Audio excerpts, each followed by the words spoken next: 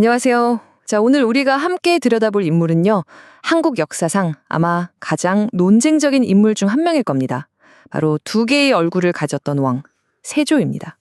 혹시 영화 관상 보셨나요? 거기서 배우 이정재 씨가 연기했던 수양대군. 와, 그 카리스마, 그 서늘한 눈빛, 아직도 기억에 생생하죠? 근데 문득 이런 생각이 들지 않으세요? 저렇게 무자비하게 권력을 손에 쥔 사람이 과연 왕이 되어서는 어떤 모습이었을까? 그럼 이야기의 첫 번째 장부터 열어보겠습니다. 왕자 수양대군이 어떻게 피비린내 나는 길을 걸어 왕좌까지 올라갔는지 그 과정을 따라가 보죠. 수양대군, 그는 바로 조선 최고의 성군으로 꼽히는 세종대왕의 둘째 아들이었습니다. 왕이랑은 좀 거리가 있었죠. 하지만 보통 왕자가 아니었어요. 무예, 학문, 리더십, 하나 빠지는 게 없었거든요.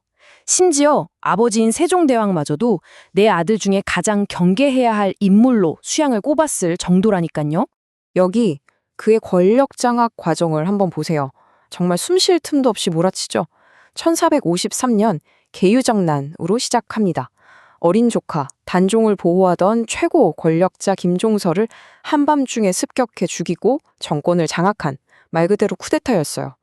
그리고 불과 4년 만에 조카의 왕위를 빼앗고 여기에 저항하던 신하들을 모조리 죽여버리고 결국엔 유배 보낸 조카에게 사약까지 내립니다. 그 과정이 정말이지 무서울 정도로 빠르고 또 잔혹했습니다. 상상이 가시나요? 당시 조정의 분위기는 그야말로 공포 그 자체였을 겁니다. 이건 단순한 권력 다툼이 아니었어요. 자신의 길을 막는 건 뭐든지 부숴버리고 조정을 폭력으로 완전히 뒤엎어버린 사건이었죠. 자, 그런데 여기서부터 이야기가 정말 흥미로워집니다. 과연 이 피도 눈물도 없는 남자가 폭군으로만 역사에 남았을까요? 이렇게 피를 보고 왕이 된 사람, 왕이 되어서도 똑같은 괴물이었을까요? 놀랍게도 바로 여기에서 이야기의 가장 큰 반전이 시작됩니다. 피의 군주에서 그 누구도 예상치 못했던 유능한 통치자로 변신하는 그의 또 다른 얼굴을 만나보시죠.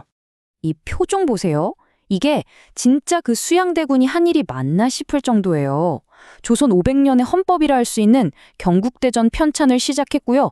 국방 시스템을 싹 뜯어 고쳐서 나라를 튼튼하게 만들었죠. 또 왕이 직접 모든 부서에 명령하는 시스템으로 왕권을 강화해서 국정을 안정시켰습니다. 심지어 백성들이 굶지 않도록 구호 정책까지 신경 썼어요. 왕이 되기 전과는 완전히 다른 아주 실용적이고 능력 있는 리더의 모습이었죠. 이 한마디가 세조의 업적을 가장 잘 설명해 주는 것 같아요. 아버지가 조선이라는 컴퓨터의 최고의 운영체제, 그러니까 소프트웨어를 만들었다면 아들 세조는 그게 완벽하게 돌아갈 수 있는 최고의 컴퓨터 본체, 하드웨어를 짠 거죠. 그의 공은 절대로 무시할 수가 없습니다. 자, 그럼 이제 시선을 좀 안으로 돌려보죠. 그가 걸어온 피의 길이, 그의 말년에는 과연 어떤 그림자를 남겼을까요? 그는 모든 걸 가진 것처럼 보였죠. 하지만 그 대가는 너무나도 혹독했습니다. 겉으로는 무서울 것 없는 강력한 왕이었을지 몰라도 그의 내면은요, 끝없는 죄책감과 공포에 시달렸다고 합니다. 여기 그 흔적들이 남아있는데요. 평생 낫지 않는 끔찍한 피부병으로 고생했는데 사람들 사이에서는 그때 죽은 사람들의 저주다라는 소문이 파다했죠. 세조 본인도 그걸 의식했는지 불교에 아주 깊이 빠져들었고요. 기록에 따르면 꿈에 죽은 조카 단종의 어머니가 나타나서 저주를 퍼붓는 악몽에 매일 밤 시달렸다고 합니다. 온 세상을 다 가졌지만 정작 마음 편한 하룻밤은 갖지 못했던 거죠. 자, 이제 마지막 장입니다. 폭군, 그리고 개혁군주. 이 너무나도 다른 두 개의 얼굴을 한번 하나로 합쳐서 정리해 보겠습니다. 수양대군과 세조. 같은 사람이지만 참 다른 사람이죠. 수양대군 시절에는 오직 권력이라는 목표를 향해 달렸다면 왕이 된 세조는 그 권력으로 국가 안정이라는 목표를 이루려고 했습니다. 냉혹한 야심가에서 현실적인 통치자로 그의 역할과 내면은 완전히 뒤바뀌었던 겁니다.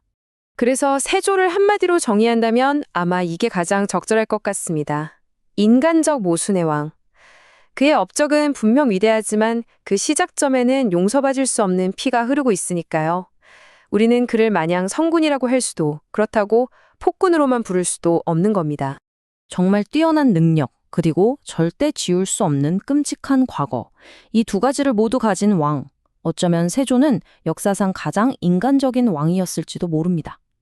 능력과 도덕, 리더의 자질에 대해 정말 많은 생각을 하게 만드는 인물이죠. 만약 여러분이 역사의 심판관이라면 이 남자를 어떻게 평가하시겠습니까?